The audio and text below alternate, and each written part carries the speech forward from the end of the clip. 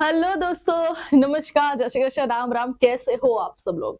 आज एक important message के साथ में आई हूँ, जहां पे मैं बात करने वाली हूँ, जब भी आप कॉलेज की पढ़ाई करें उसके साथ साथ किस तरह से आपको अर्निंग करना चाहिए और वो अर्निंग आपके लिए कितना ज्यादा बेनिफिशियल रहता है।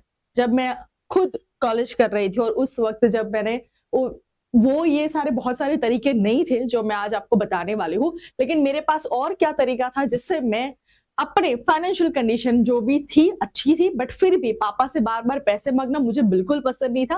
तो खुद ऐसा क्या किया था ताकि मैं आज सबको ऐसा बहुत ही ज्यादा प्राउडली बोल सकती हूँ कि हाँ भैया, मैंने खुद का खर्चा उठाया, मैंने कभी अपने पापा से पॉकेट मनी नहीं ली है। तो चलो शुरू करते हैं आज के इस वीडियो की। मेरा नाम है भूपी पटेल, आप सबका स्वागत है आपकी और हमारे YouTube channel Priyashree Gyanpeeth. As a teacher, as a mentor, मेरा नाम है आप सबको सही एजुकेशन देना, उसके साथ साथ सही गाइडेंस देना आपकी लाइफ के लिए वो बहुत ज्यादा प्रायोरिटी रखता है। आपको सही इंसान बनाना, आपको चाहे मैं कितना भी ज्यादा अच्छा पढ़ाई क्यों ना करो, लेकिन अगर आप सही इंसान नहीं बन पाए या फिर आपको एक्सेलेंट लाइफ में एक मोरालिटी होता है ना, कभी एथिकता है ना, एथिक्स होने चाहिए, अगर वो मैं नहीं समझा पाई तो मुझे नहीं लगता है कि एज ए टीचर मैं आपके लिए कुछ अच्छा काम कर रही हूँ। तो आज बस मैं कुछ ऐसे ही टॉपिक के साथ में आपके साथ बात करने वाली हूँ। मोस्ट टाइम पे वीडियो है, पूरा वीडियो देखना। चलो, सबसे पहले जो आप अर्निंग कर सकते हो वो कैसे कर सकते हैं? स्कॉलरशिप्स, बहुत सारी स्कॉलरशिप्स आती है और वीक में एक दो तीन स्कॉलरशिप के वीडियोस में हमारे यूट्यूब चैनल प्रियश्री ज्ञानपीठ पे रखती हूँ।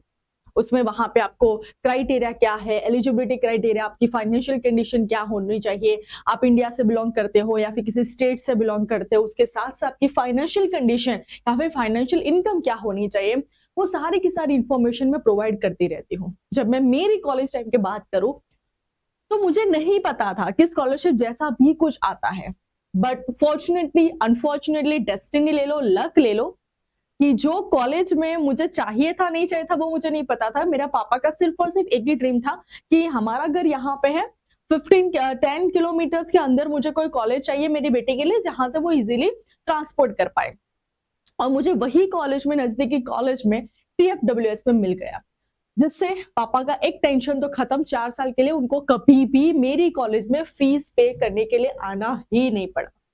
और यही रीजन है कि मेरे पापा ने कभी मेरी कॉलेज भी नहीं देखी, बिकॉज उनको कुछ काम ही नहीं रहता था। नॉर्मली जो भी मोस्टली पेरेंट्स कब आते हैं आपके कॉलेज में? फीस पे करने के लिए आते हैं, जो उनको नहीं आना पड़ा। तो मैम चलो, हमें भी TFWS में एडमिशन लगा, तो हमें स्कॉलरशिप क्यों चाहिए? स्कॉलरशिप सिर्फ और सिर्फ आपको ट्यूशन फी नहीं कवर करती है, वो आपको लैपटॉप भी प्रोवाइड करती है। वो आपके डिफरेंट डिफरेंट एक्सपेंसेस, लाइक आप अपने पीजी का खर्चा, मेस का खर्चा, हॉस्टल का खर्चा, सब कुछ कवर कर सकते हो। क्यों जरूरी है स्कॉलरशिप? मोस्टली ना कॉलेज टाइम के लिए, जब हम कॉलेज में होते हैं, what's the difference between the college life and the student life, मतलब स्कूल लाइफ। जब हम स्कूल लाइफ में थे ना, तो हमारे पास एक स्पेसिफिक यूनिफॉर्म आता था जो हमें हर रोज पहन के जाना होता था। तो वो जो डिफरेंट खर्चा जो कॉलेज में हमें आता है कि हर रोज नए कपड़े पहन के जाओ, या फिर कुछ फेस्टिवल है तो उसके लिए नए कपड़े पहनो, तो सबसे ज्यादा तंग परेशानी जो रहती है कि कॉलेज में हम क्या पहन के जाए जिससे ऑब्वियसली हम अच्छे लगे, हमारा एक ऑरा बना रहे और हमारा एक अच्छा सा ग्रुप बना रहे, और जरूरी भी है। तो ये जो सारे आपके कपड़े के भी खर्चे हैं ना, वो सब कुछ ये भी प्रोवाइड कर सकता है स्कॉलरशिप। स्कॉलरशिप आपको मेंशन जरूर करना है कि मुझे पीजी हॉस्टल के लिए चाहिए, लेकिन उससे जो भी पैसा बच जाता है वो आपके अनदर एक्सपेंसेस के लिए भी यूज कर सकते हो। बहुत सारी ऐसी स्कॉलरशिप है जहां पे आपको लैपटॉप भी मिल सकते हैं, और आप सबको पता है कि लैपटॉप जो है वो आजकल के जमाने की सबसे बेसिक नीड है for the college life student. Okay, next, old notes.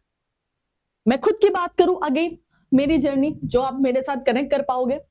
College के फर्स्ट सेमेस्टर में मैंने कॉलेज की बुक्स खरीदी थी, उसके बाद कभी मैंने बुक्स ही नहीं खरीदी। क्यों? कॉलेज की फर्स्ट बुक खरीदी, सेकंड सेमेस्टर आया, उसी बुक को रिटर्न किया, उससे जो पैसे आए उसी बुक में मैंने सेकंड बुक ले ली, मतलब सेकंड सेमेस्टर की। उसी तरह से सेकंड की दे दी, थर्ड का ले लिया, थर्ड की दे दी, फोर्थ का ले लिया, कभी नहीं खर्चा करना पड़ा। आप बोलोगे कि तो ओल्ड नोट्स का मैं क्या समझू?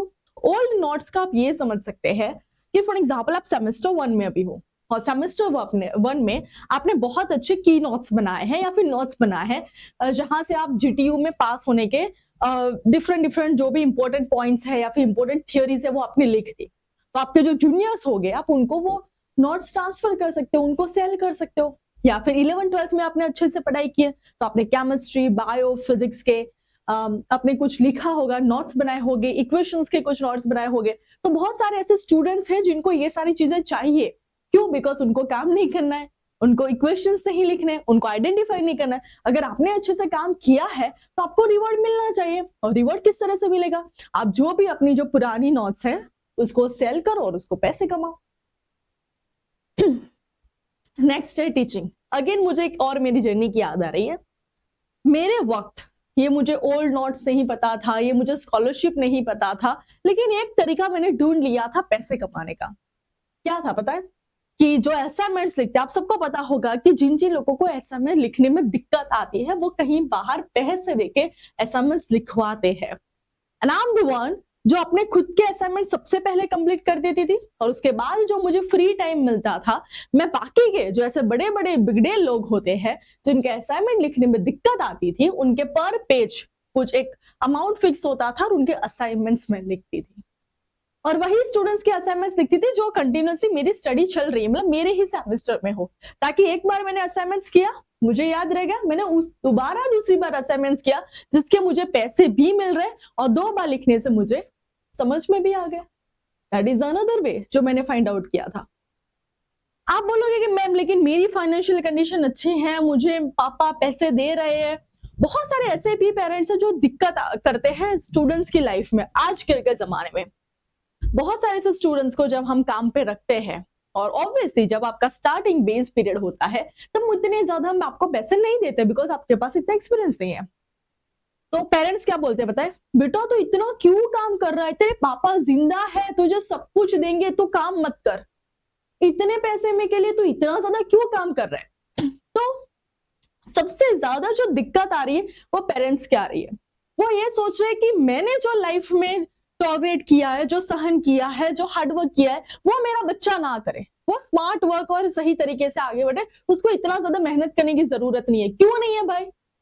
आज नहीं तो कल करनी पड़ेगी। और अगर आपके पास सिल्वर स्पून है, समझ लो है, कब तक आप उसको सिल्वर स्पून प्रोवाइड कर पाओगे? क्या आप जब भी आपका बेटा जब बैठेगा कंपनी के लास्ट ईयर में, सॉरी कॉलेज के लास्ट ईयर में प्लेसमेंट के लिए, क्या आप उस सारी कंपनी के सीईओ को जानते हो? और क्या वो सीईओ को बता दोगे भैया हाय मेरा बेटा है, आपको उसको लेना ही है या फिर लेना ही पड़ेगा? नहीं है। किसी के पेरेंट्स का इस तरह का रुतबा मोस्ट प्रोबेबली नहीं होता है। तो उस वक्त आपके पेरेंट्स नहीं आएंगे आपको ये बताने के लिए या फिर सीईओ को बताने के लिए कि मेरे बेटे को ले लो, और उस वक्त आपको ही हार्ड वर्क करने, स्मार्ट वर्क करके आगे बढ़ना पड़ेगा। तो वही बात है टीचिंग। एक एनजीओ में मैं काम नहीं करती हूँ या फिर एक कॉलेज है जहां पे मैं मेंशन करना चाहती हूँ विजेसी कॉलेज के बारे में, खास करके जहां के जो बच्चे हैं वो पूरे दिन कॉलेज जाते हैं सुबह और शाम को एक एनजीओ चलाते हैं जहां पे आजू बाजू के ऐसे लोग जो टीचिंग के एक्सपेंसेस को नहीं अफोर्ड कर पाते हैं, जो स्कूल्स नहीं अफोर्ड कर पाते हैं, जो ट्यूशंस नहीं अफोर्ड कर पाते हैं, उनको एक गार्डन में इकट्ठे करते हैं, उनको बिठाते हैं और पढ़ाते हैं। आप बोलोगे कि मैम शाम का टाइम तो ऑब्वियस हम पूरे दिन कॉलेज करके थक जाते हैं, क्या करें, शाम को तो हम आराम ही करेंगे ना। करो, 4 साल आराम कर दिया ना, पूरी जिंदगी आपको फिर मेहनत ही करनी पड़ेगी। आप बोलेंगे लेकिन उससे तो हमने पैसे नहीं कमाए, बिकॉज ऑलरेडी उनके पास पैसे नहीं, लेकिन एक सेटिस्फेक्शन जरूर कमाओगे कि आपने किसी की लाइफ बनाई है। और जब भी मैं उन सबको मिलने के लिए जाती हूँ बार बार मुझे एक चीज हिट होती है कि काश मेरे टाइम पे भी मैंने कुछ ऐसा किया होता, काश मैंने भी मेरे कॉलेज का शाम का टाइम किसी के लिए दिया होता, काश मैंने भी किसी को कुछ ऐसा फ्री एजुकेशन या फिर फ्री में कुछ दिया होगा। वैसे मैं आपको भी प्रोवाइड कर ही रही हूँ ऑब्वियसली, तो एक सेटिस्फेक्शन तो है, लेकिन कॉलेज टाइम में जो थोड़ा बहुत भी फ्री टाइम अपने दोस्तों के साथ मटर गश्ती में टाइम लगा दिया है, शायद कुछ अच्छा काम एनजीओ में किया होता, वॉलंटियरिंग वर्क किया होता तो बहुत ही ज्यादा अच्छा होगा। नेक्स्ट है फ्रीलांसिंग। आजकल के जमाने में सारे के सारे जितने भी छोटे मोटे ट्यूशन क्लासेस हैं या फिर किसी शॉप ले लीजिए, चाहे वो कपड़े की शॉप हो या फिर खाने की शॉप हो, सबको और सबको ब्रांडिंग की जरूरत पड़ती है, सबको और सबको मार्केटिंग की जरूरत पड़ती है, सबको एक पोस्टर बनवाना होता है, सबको एक वीडियो बनाना होता है। और हमारी आज की जनरेशन बहुत ही ज्यादा स्मार्ट है इसमें, वीडियो बनाने में, फोटो बनाने में, क्रिएटिंग वे में, राइट। तो आप पैसे कमाओ उससे। बहुत सारी ऐसी जो शॉप होती है वो बोलती है कि भैया मुझे पर मंथ मुझे 10 रील चाहिए, अगर आप दे देते हो तो मैं 5 या फिर 6,000 आपको दे दूंगा। तो अगर आपको आता है तो वो चीज करना शुरू करो। जिस तरह से हमारा Priyesh Vidyapeeth, Priyesh Gyanpeeth platform always support करता है ऐसे फ्रीलांसिंग को, बिकॉज हमारा काम है जहां पे हमें बार बार अपनी मार्केटिंग करना पड़ता है कि भैया हाँ हम ये कर रहे हैं, हाँ हम ये कर रहे हैं, ऐसे स्टूडेंट्स को बताना पड़ रहा है। और उसके लिए हमें वीडियो एडिटर चाहिए, पोस्टर के लिए चाहिए, हमारे इंस्टाग्राम हैंडलिंग के लिए चाहिए, हमारे यूट्यूब के हैंडल्स के लिए पर्सन चाहिए। तो ये सारे पर्सन्स के लिए जॉब होती है। तो अगर आपको भी लगता है कि आपको एक अच्छा कैनवा आता है, कैपकट ग्रुप आता है, तो आप अपना यहाँ पे भी साइड इनकम शुरू कर सकते हो। कॉलेज फेस्ट मैम, जब भी कॉलेज में कुछ फंक्शन होता है ना, हमारा काम क्या होता है, मैं भी वही करती थी जो मैंने गलती की है, जो मुझे नहीं करनी चाहिए। अगर मैं अपनी अच्छाई करूंगी तो मैं अपनी बुराई के भी बारे में बात करूंगी, जो आज मुझे भुगतना नहीं पड़ रहा है, बट बिकॉज ऑफ प्रिय सर उनके साथ रह के हम थोड़ा बहुत सीख गए सारी चीजें। जब हम कॉलेज में थे तब प्रिय सर एक स्पंदन करके एक बड़ा सा प्रोग्राम रन करते थे, जहां पे वो स्पॉन्सर से मतलब स्पॉन्सर को मिलने के लिए जाते हैं, उनको कन्विंस करना, पैसे मांगना, पैसे आए तो फिर उनका प्रॉपर सही तरीके यूज करना, कितनी चीजें यूज हुई, कैसे करना है, वो सब कुछ हैंडलिंग वो करते थे। जब आप कॉलेज फेस्ट में पार्टिसिपेट करते हो, चाहे आप उसमें जीतो हारो, कुछ फर्क नहीं पड़ता है। क्या फर्क पड़ता है, वहां पे आपको एक लीडरशिप और टीम वर्क का बहुत ही ज्यादा मोस्ट इंपॉर्टेंट लेसन सीखने के लिए मिलता है। बिकॉज जब भी आप कोई कंपनी में काम करोगे, आप सोच रहे हो कि हाँ मैं अकेला सब कुछ कर लेगा, तो भैया नहीं चलेगी आपकी कंपनी। आपको वहां पे टीम वर्क चाहिए और आप में वो एक लीडरशिप क्वालिटी चाहिए कि जहां पे आपकी टीम का अगर कोई भी मेंबर लड़ खड़ाता है तो उस वक्त आप किस तरह से एज अ लीडर उसको प्रोत्साहित करोगे, उसको साथ में ऐसे संबोधन करके रखोगे। That's the most important thing. और वो आप जब कॉलेज फेस्ट में पार्टिसिपेट करोगे तभी आप ये सारी चीजें लर्न कर पाओगे। स्किल्स गवर्नमेंट भी अभी प्रोवाइड करिए कि फ्री में स्किल्स सीखो भाई। हर रोज एवरी ईयर लाखों लोग इंजीनियरिंग की डिग्री पास करते हैं। अभी इतनी ज्यादा जॉब नहीं है, तो आप उनसे अलग क्यों है? सबके पास सेम ही डिग्री है, सबके पास कंप्यूटर की डिग्री है, सबके पास सिविल की डिग्री है, सबके पास मैकेनिकल की डिग्री है। आप उससे अलग कैसे आइडेंटिफाई कर पाओगे? जब आपके पास कुछ एक्स्ट्रा स्किल्स होंगे और जो आपने डिफरेंट जगह से, मैं बहुत बार आपको ये भी वीडियोस बनाती हूँ कि ये स्किल्स या फिर माइक्रोसॉफ्ट ऑफिस है या फिर गूगल है या फिर टाटा है, कुछ आपको इंटर्नशिप प्रोवाइड कर रही है या फिर वो आपको फ्री में कुछ कोर्सेज दे रहे हैं, आपको सिर्फ और सिर्फ सारे वो कोर्सेज को देखना होता है और वो कोर्सेज को देखने के बाद आपको एक सर्टिफिकेट मिलता है, राइट, जहां पे C++, जावा, पाइथन कुछ भी हो सकता है। That is the most important thing. तो वो स्किल्स आपको एक्स्ट्रा किस तरह से लेनी है, या फिर मुझे कमेंट में जरूर बताना कि क्या आपको डेफिनेटली वो स्किल्स के बारे में जानना है और वो स्किल्स आप कहां से कैसे सीख सकते हो, जरूर मुझे बताना। Content creation most important thing जो आजकल के जमाने में होता है। आप फोटोग्राफी ले सकते हो, सब अगर किसी को पसंद हो फोटोग्राफ लेना, आप फॉर एग्जाम्पल किसी के वेडिंग के फोटोग्राफ ले लो, प्री वेडिंग के फोटोग्राफ लो, उसी तरीके से भी पैसे कमा सकते हो, राइट।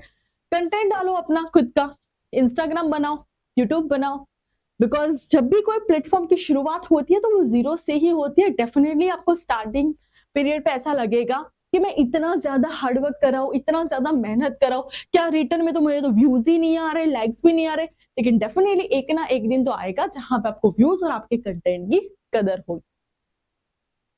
ब्लॉगिंग वो वाला ब्लॉगिंग नहीं बोल रही हूँ कि हेलो दोस्तों मैं ये हूँ वो नहीं बता रही हूँ। ब्लॉगिंग का मतलब यहाँ पे आपके जो भी थॉट्स होते हैं किसी भी पर्टिकुलर टॉपिक पे, आप एक आर्टिकल लिख सकते हो, और जितने अच्छे आपके आर्टिकल्स होंगे ऑब्वियसली आपको वहां पे इतने ही पैसे मिलेंगे। तो ये है सारे टॉपिक्स जहां पे मैंने आपको ये आइडेंटिफाई किया है कि आप किस किस तरह से कैसे कैसे पैसे कमा सकते हैं और कितना ज्यादा जरूरी है, चाहे वो रिक्वायरमेंट हो या फिर ना हो। कमेंट सेक्शन में आपको मुझे ये बताना है कि नेक्स्ट वीडियो में आपके लिए क्या लेके आऊं जो आपके लिए बहुत ही ज्यादा बेनिफिशियल रहे, जरूर मुझे बताना।